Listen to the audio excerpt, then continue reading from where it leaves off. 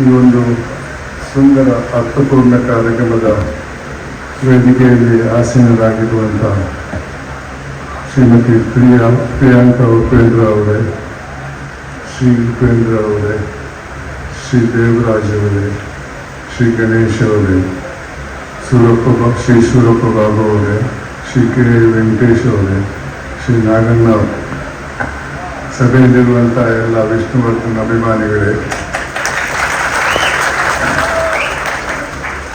ವಿಷ್ಣುವರ್ಧನ್ನ 100 ಸಿನಿಮಾಗಳಲ್ಲಿ ಒಂದು ಸಿನಿಮಾವಾದಂಥ ಈ ಒಂದು ಕೋಟಿಗೊಬ್ಬ ಸಿನಿಮಾದ 25ನೇ ವರ್ಷದ ಈ ಒಂದು ಸಮಾರಂಭವನ್ನು ಆಯೋಜಿಸಿದಂಥ ಸೂರಪ್ಪ ಬಾಬು ಅವರಿಗೆ ನನ್ನ ಅಭಿನಂದನೆಗಳನ್ನು ಸಲ್ಲಿಸ್ತಾ ಇದ್ದೇನೆ. ವಿಷ್ಣುವರ್ಧನ್ ಅವರು ನಡೆಸಿದಂಥ ಈ ಒಂದು ಸಿನಿಮಾ ಬಹಳ ಜನಪ್ರಿಯವಾಗಿತ್ತು. ಆ ಹಿನ್ನೆಲೆಯಲ್ಲಿ ಈ ಸಿನಿಮಾದ ಹೊಸ ವರ್ಷನ್ಗಳನ್ನು ತಿರುಗ ತರ್ತಾ ಇದ್ದಾರೆ. ಅದು ಕೂಡ ಒರಿಜಿನಲ್ ಸಿನಿಮಾದಷ್ಟೇ ಫೇಮಸ್ ಆಗಲಿ ಅಂತ ನಾನು ಬೇಡ್ಕೊಳ್ತಾ ಇದ್ದೇನೆ. ಬಂಧುಗಳೇ, ಡಾಕ್ಟರ್ ವಿಷ್ಣುವರ್ಧನ್ ಅವರ ಪರಿಚಯ ನಾನು ಈ ಸಭೆಗೆ ಮಾಡಬೇಕಾಗಿಲ್ಲ.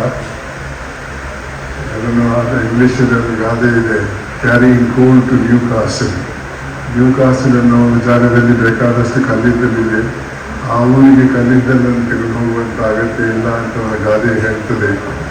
ಅದೇ ರೀತಿ ವಿಷ್ಣುವರ್ಧನ್ ಅವರ ಪರಿಚಯ ಮಾಡೋಕ್ಕೆ ಈ ಸಭೆಗೆ ಅಗತ್ಯವಿಲ್ಲ. ಯಾಕಂದರೆ ಪ್ರತಿಯೊಬ್ಬರು ಅವರ ಸಿನಿಮಾ ನೋಡಿ ಅವರ ಅಭಿಮಾನಿಗಳಾಗಿದ್ದಾರೆ. ನಾನು ಸಿನಿಮಾದ ಬಗ್ಗೆ ಹೆಚ್ಚು ಮಾತಾಡುವವನಲ್ಲ. ನಾನು ಹಲವಾರು ಹುದ್ದೆಯಲ್ಲಿ ಕೆಲಸ ಮಾಡಿದಂಥ ವ್ಯಕ್ತಿ.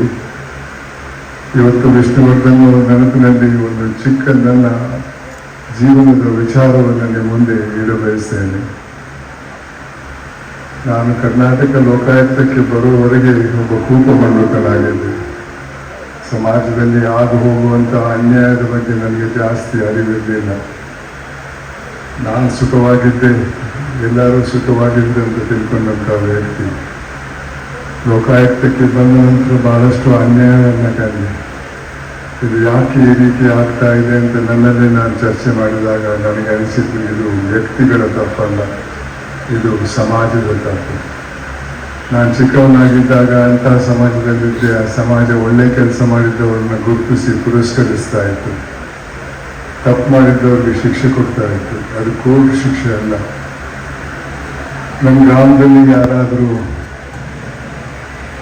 ತಪ್ಪು ಮಾಡಿದರೆ, ಜೈಲಿಗೆ ಹೋಗಿದ್ರೆ, ನನ್ನ ಪೋಷಕರು ಹೇಳ್ತಾ ಇದ್ರು, ಆ ಮನೆ ಹತ್ತಿರ ಹೋಗಬೇಡ ಅಂತ. ಆ ಬಹಿಷ್ಕಾರ ದೊಡ್ಡ ಶಿಕ್ಷೆ ಆಗಿತ್ತು. ಅದು ತಪ್ಪು ಮಾಡುವವನಿಗೆ ಮಾತ್ರ ಅಲ್ಲ, ತನ್ನ ಕುಟುಂಬದ ಸದಸ್ಯರಿಗೂ ಆಗ್ತಾ ಇತ್ತು. ಆ ಹಿನ್ನೆಲೆಯಲ್ಲಿ ಇವತ್ತಿನ ಪರಿಸ್ಥಿತಿ ಕಂಡ್ರೆ ಅದರಲ್ಲಿ ಬಹಳಷ್ಟು ಬದಲಾವಣೆ ಬಂದಿದೆ. ಇವತ್ತಿನ ಸಮಾಜದ ಶ್ರೀಮಂತಿಕೆ ಮತ್ತು ಅಧಿಕಾರವನ್ನು ಪೂಜಿಸುವಂತಹ ಸಮಾಜ. ಈ ಸಮಾಜದಲ್ಲಿ ಪ್ರಾಮಾಣಿಕರಿಗೆ ಬೆಲೆ ಇಲ್ಲ. ಇದೇ ರೀತಿ ನಾವು ಮುಂದುವರೆದರೆ, ಇದೇ ರೀತಿ ಸಮಾಜ ಮುಂದುವರೆದರೂ ಕೂಡ ನನ್ನ ಅನಿಸಿಕೆಯಲ್ಲಿ ಈ ದೇಶದಲ್ಲಿ ಬಹಳಷ್ಟು ಅನ್ಯಾಯ ಆಗಬಹುದು. ಆ ಹಿನ್ನೆಲೆಯಲ್ಲಿ ಇವತ್ತಿನ ಪರಿಸ್ಥಿತಿಯನ್ನು ಬದಲಾಯಿಸಬೇಕಾದ್ರೆ ನಮ್ಮಲ್ಲಿ ಎಲ್ಲರಲ್ಲೂ 2 ಮೌಲ್ಯಗಳ ಅಗತ್ಯ ಇದೆ. ಒಂದು ತೃಪ್ತಿ, ಇನ್ನೊಂದು ಮಾನವೀಯತೆ. ತೃಪ್ತಿ ಅಂದರೆ ಒಂದು ಹುದ್ದೆಗೆ ಬಂದು ಕೆಲಸ ಸಿಗ್ತೀನಿ, ಇನ್ನೇನು ಬೇಡ ಸನ್ಯಾಸಿ ಆಗ್ತೇನೆ ಅಂತಲ್ಲ. ಎಲ್ಲರಲ್ಲೂ ಆಕಾಂಕ್ಷೆ ಇರಬೇಕು. ಆಕಾಂಕ್ಷೆ ಇದ್ದರೆ ಜೀವನ ಸಾರ್ಥಕವಾಗ್ತದೆ. ಆದರೆ ಆ ಆಕಾಂಕ್ಷೆಯನ್ನು ಪೂರೈಸುವ ದಾರಿ ಬಹಳ ಮುಖ್ಯವಾದದ್ದು. ಪ್ರಾಮಾಣಿಕತೆಯಿಂದ ಕಾನೂನು ಚೌಕಟ್ಟಲ್ಲಿ ಸಂಪತ್ತನ್ನು ಪಡೆದರೆ ಏನೂ ತಪ್ಪಿಲ್ಲ. ಆದರೆ ಇನ್ನೊಬ್ಬನ ಜೇಬಿ ಕೈ ಹಾಕಿ, ಇನ್ನೊಬ್ಬನ ಹೊಟ್ಟೆ ಕಲ್ಲಾಕಿ ಸಂಪತ್ತನ್ನು ಪಡ್ಕೊಂಡ್ರೆ ಅದರಿಂದ ಎಂದೂ ಸಂತಸ ಬರಲ್ಲ, ನಿದ್ದೆ ಬರಲ್ಲ. ಅಂಥ ಪರಿಸ್ಥಿತಿಯಲ್ಲಿ ನಮ್ಮ ದೇಶ ಇವತ್ತಿದೆ. ಅದಕ್ಕೆ ಬದಲಾವಣೆ ಯಾರು ತರುವುದು? ನಾನು ಚಿಕ್ಕವನಾಗಿದ್ದಾಗ ನನ್ನ ಪೋಷಕರು ಹೇಳ್ತಾ ಇದ್ರು, ಇದು ಮಾಡು, ಇದು ಮಾಡಬೇಡ ಅಂತ. ತಪ್ಪು ಮಾಡಿದರೆ ಏಟು ತಿಂದದ್ದು ನೆನಪಿದೆ. ಶಾಲೆಗೆ ಹೋದಾಗ ನೀತಿ ಪಾಠ ಅಂತ ಒಂದು ಸಬ್ಜೆಕ್ಟ್ ಇತ್ತು, ಮಾರಲ್ ಸೈನ್ಸ್. ಇವತ್ತು ಪೋಷಕರು ಭಾಳಷ್ಟು ಜನ ಗಂಡ ಹೆಂಡತಿ ಇಬ್ಬರು ಕೆಲಸ ಮಾಡುವುದು. ಕೆಲಸ ಅಂದರೆ ಒಂದು ರೋಗ, ಅಲ್ಲಿ ಪ್ರಮೋಷನ್ ಆಗಬೇಕು, ದೊಡ್ಡ ಹುದ್ದೆಗೆ ಹೋಗಬೇಕು ಅಂತ ಮಕ್ಕಳ ಜೊತೆ ಸಂಪರ್ಕ ಭಾಳ ಕಮ್ಮಿ ಆಗಿದೆ. ಮಕ್ಕಳಿಗೆ ಒಂದು ಐಫೋನ್ ಕೊಟ್ಟಿರ್ತಾರೆ, ಐಫೋನಲ್ಲಿ ಯಾವ ಮೌಲ್ಯನೂ ಇಲ್ಲ. ಎಲ್ಲಿ ಕಲಿತಾರೆ ಮಕ್ಕಳು?